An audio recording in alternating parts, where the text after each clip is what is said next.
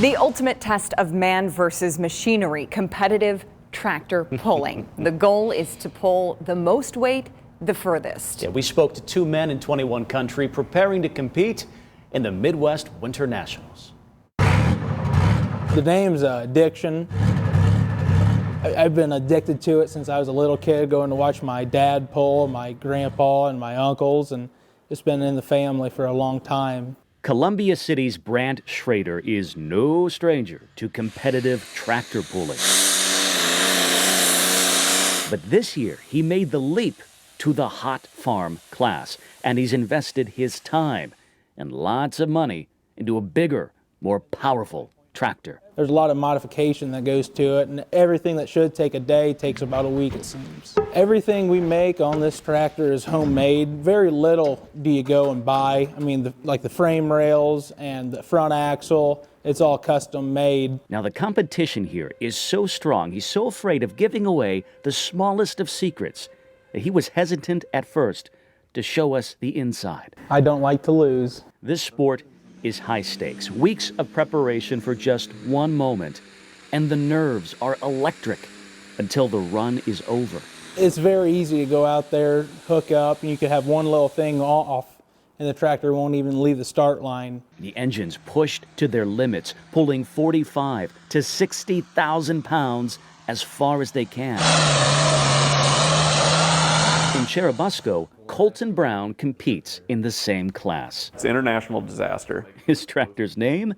A bit of irony. What can go wrong will go wrong. And that was the case very recently. We were on the hunt for some extra horsepower at the dyno down at Hazley Machine. We had a rod that didn't want to hold any more horsepower, and it made a window through both sides of the block. But that's part of tractor pulling. It's try to make things as reliable as you can and push the limit at the same time. He's been competitively pulling with a truck since he was 16. But in the last 4 years, he's also graduated to a higher class. The first ride is all you ever need on a tractor to decide if you want to pull one. Your adrenaline is going wild, your heartbeat is thumping in your ears, and then with the crowd and everything else there, it's just it's a complete out-of-body experience almost. This sport is time-consuming. It is expensive, tens of thousands of dollars even. The payoff, though, is in the win. In tractor pulling, you're never going to get the money out of it that would make it justifiable.